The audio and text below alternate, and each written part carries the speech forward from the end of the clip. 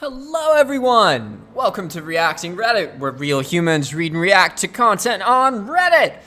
Today, I picked something about Shia Labeouf. I didn't realize this was so controversial, guys. There's gonna be a lot of comments really hating Shia Labeouf here. And I actually, at first I was like, oh, I thought I liked Shia Labeouf. He was the guy in The Matrix, right? And then I looked him up and I was like, dang, it definitely looks like Shia Labeouf is not being good to people. There's a lot of seemingly quite valid frustration. And then I realized, wait a second, Shia Labeouf wasn't in The Matrix. That was Keanu Reeves. Keanu Reeves is the one I like, who's all quiet and not big and isn't like other other Hollywood actors. Apparently Shia Labeouf is. He's an asshole. But let's see what people have to say. So the title of this is Olivia Wilde reportedly filed Shia Labeouf from Don't Worry Darling ahead of filming. And they stated that it was because of schedule conflicts, but then some people came out and were like, yeah, Shia Labeouf was being a total asshole. And apparently this Olivia Wilde person actually has quite a reputation for not tolerating anything that's not supportive on her sets. So if somebody's being a dick, she just gets rid of him. So reputation-wise, this actually seems to have merit and make sense based on these two individuals and their histories. Let's see what people have to say. Squada okay, they are quoting something from a website. They say, Labeouf's alleged firing from Don't Worry Darling took place around 3 months before singer and actress, FKA, formerly known as Twigs, filed a lawsuit against Labeouf over alleged sexual battery and abuse. Twigs stared opposite Labeouf in the film Honey Boy, and the two artists dated for about a year. The lawsuit accuses Labeouf of violent attacks, including strangulation and knowingly giving twins a sexually transmitted disease, among other allegations. Wilde? I don't know how you pronounce that. Wilde was one of several women in Hollywood to show support for formerly known as Twigs on social media. Wait, so who is Twigs now? Why do they keep saying FKA Twigs? Can't you say something else, like their current name? Red responds to this by saying, how is this guy not blacklisted from Hollywood when people get blacklisted for less? Seriously, stop hiring this guy. Edit. Since some of y'all are triggered, let me say this. This mother should have had his ass canned years ago. These new allegations are just the icing on the flavored cake that this guy is. He's been a problem for well over a decade and has been much more widespread than just assault. He's a piece of... It's time people realize this. If you want to know why, then all you have to do is Google his name and you'll see he has endless pages of legal problems, arrests, videos of meltdowns, and everything. The guy is a complete show and has been for some time. He makes Justin Bieber look like a saint. End of story. Dang. Well, okay, here's the reality, guys.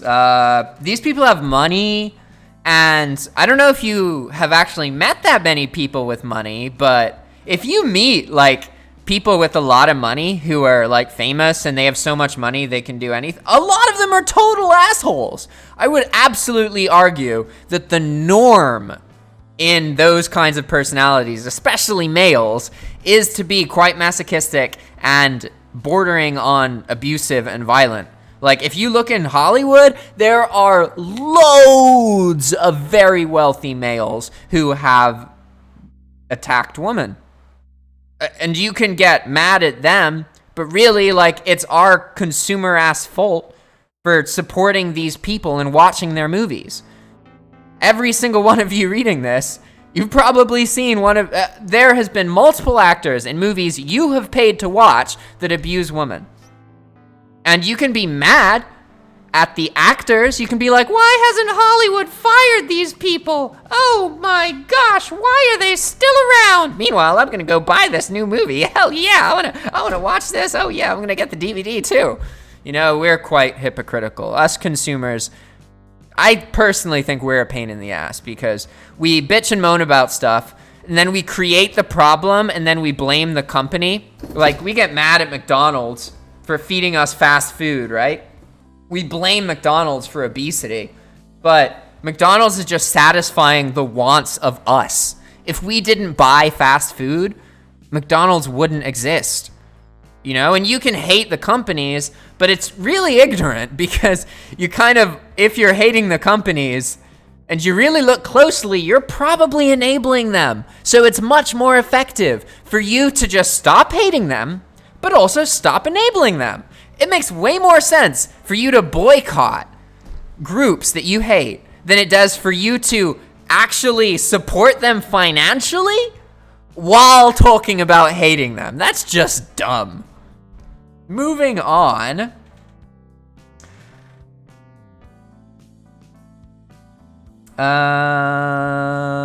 Okay, so there's a quote from Shia talking about Shia Labeouf, and this is from USA Today. And the quote is, "Labeouf conned me into an adulterous relationship claiming to be single.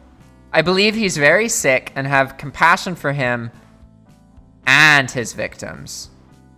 Wait, what? I believe he's very sick and have compassion for him and his victim. Oh, okay, so she actually has compassion for him. Just know, if you love yourself, stay safe and stay away. That's good advice. Love yourself, stay safe, stay away. Turtle Level Slow says, I read somewhere that one of the biggest signs of a possible murder is if an abuser tries to choke or strangle you. There's something special about the act of choking something that proves the intent is to completely kill the target, whereas punching someone is to release stress and anger and to cause very short-term pain. If you ever heard of somebody possibly choking someone, then I would be extremely worried for whoever they are. Oh, come on. Don't listen to this black and white bullcrap. If someone punches you in the face and you're in a relationship with them, that is bad. Don't ever justify, oh, well, they didn't choke you. They weren't trying to kill you. No, no. Choking somebody is bad, but punching someone you love in the face is just as bad as choking. And I'm not going to endorse anything that says, oh, well, they didn't choke you, so they probably weren't trying to kill you. Bull crap! You know how many people can easily die from being hit in the head, like in the back of the head? It happens. People put their hands around each other's necks jokingly and sometimes even sexually. So I definitely don't agree with this person. I do not endorse anything that says, oh, if they strangle you, they're a murderer, but if they do anything else, they're not. Now, that is just dumb black and white logic. That's not how it works. If they strangle you, or they punch you, or even if they punch a wall in anger, like, these are flags, serious flags, and you shouldn't use logic like, well, oh, at least they didn't do that. You know, that's dumb. Oh, yeah, they didn't shoot you in the head, but they broke your neck. Like, I mean, come on. You got to be careful with what you say. Rinardo Everest says, fun fact, Robin Williams gave a woman he was having an affair with herpes. She sued him and settled him out of court. Well, all right. T-Pay J Chief 87 says, well, that sucks. I wasn't familiar with Twigs before Honey Boy, but she was great in it. I really thought he was getting his life together, too. Dang. That's the trouble with the internet, though. If you're trying to learn about other people's lives and you're not talking to them, you can't see them, you can't see how they live, you're so, like, even reading these Reddit videos and reading these responses, it's totally possible to just get all the responses agree on a certain thing and all be wrong. That happens. And if you look into the history of Reddit, there have been times where Reddit was tasked itself, basically, with trying to find murderers or terrorists, and they found and blamed the wrong people. They literally found innocent people and spammed their information online, and then those innocent people had to deal with shit because Reddit just believed each other that they were the criminal, and Reddit was completely wrong. So you shouldn't go to Reddit to find the truth. It's definitely for entertainment. I like to learn about stuff using Reddit, but that's only because you can usually find multiple opinions that disagree with each other. And that's really important. If you're listening to something and you're learning about something and all you're seeing is the same opinion, you're probably wrong. There's probably something embellished or exaggerated. However, if you see, oh, there's a bunch of different conflicting opinions, believe it or not, you probably actually have a decent sense of what happened then.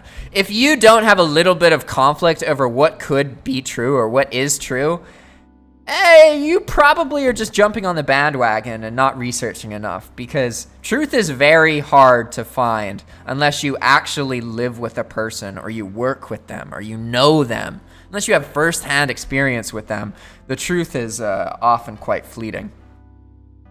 Larry Bird's Bulge says, damn, he's so likable in his interview on Hot Ones.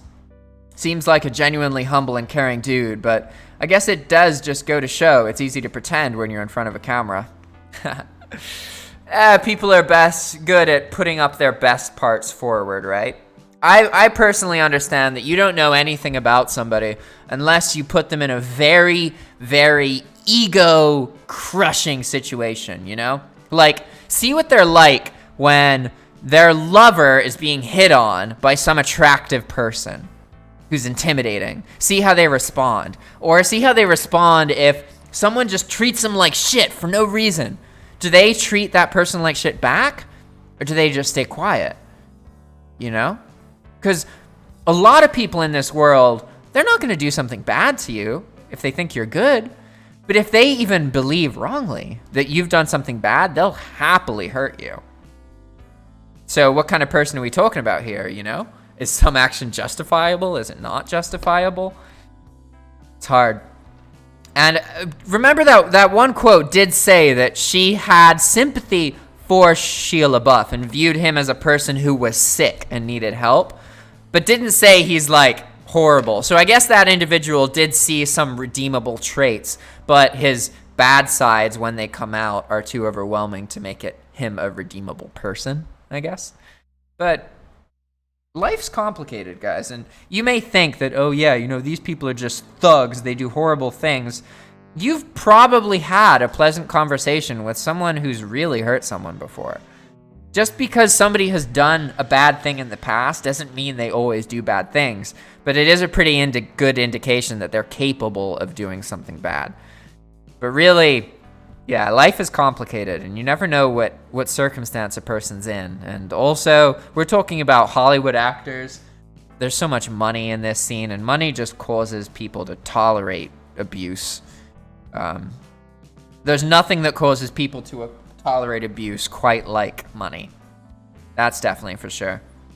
Splandroid said he does have a slightly unnerving affection throughout the interview, though.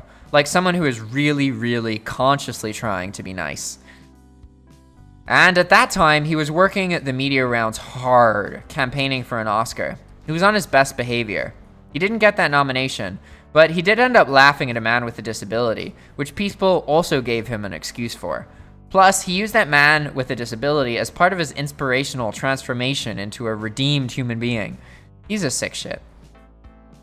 Laszlo says, I don't know, I was largely ambivalent towards him before that. That interview struck me as that feeling you get from a psychopath that is really good at feigning connection.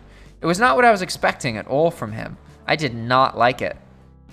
Okay, so this guy didn't like the interview. Interesting.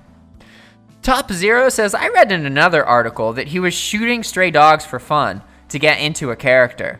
For that, I only wish him to lose all of his privileges. Yeah, humans are funny like that, aren't we? We don't really care a whole lot about humans getting hurt, but if you start hurting innocent animals, oh man, we will lose our minds.